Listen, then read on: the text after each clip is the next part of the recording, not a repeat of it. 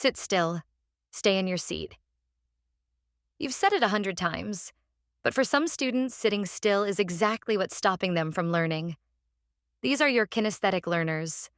They learn by moving, doing, and touching. In this video, 7 hands-on, get them moving ways to teach kinesthetic learners in your ESL class. Quick honesty check. Learning styles as fixed labels are mostly a myth.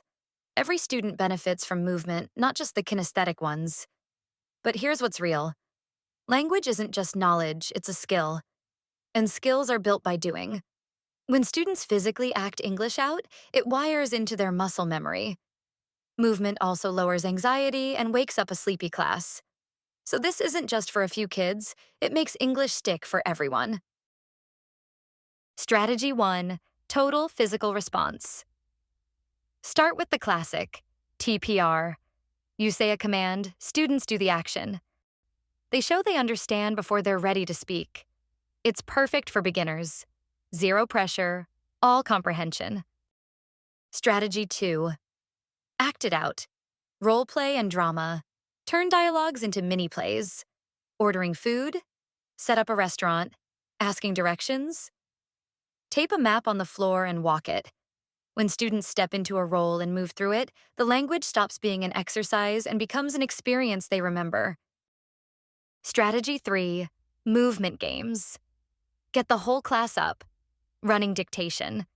Put a text on one wall. Students run, read, remember, and dictate it to a partner. Board races, scavenger hunts. Find someone who mingles.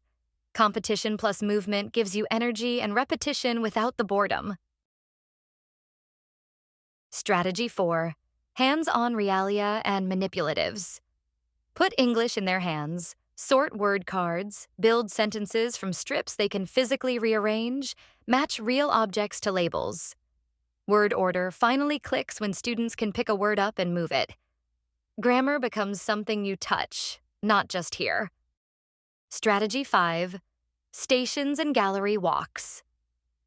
Break the lesson into stations around the room. Reading here, listening there, a speaking task in the corner. Students rotate, so they're moving every few minutes. A gallery walk does the same. Post work on the walls and have them stroll, read, and respond. Strategy 6, gestures for grammar and vocabulary. Give abstract grammar a body. Point back over your shoulder for the past, forward for the future, down for now. Pair every tricky word with a movement, and that gesture becomes a memory hook they can replay in their heads, and in the exam. Strategy 7, build, make, and create. Let them make things. Craft a poster, build a model, and label it. Play flashcard dominoes. The physical act of creating gives students a real reason to use English, and something they're proud to talk about. 3 traps before you go. 1, movement with no language goal. If they're moving but not using English, it's just recess.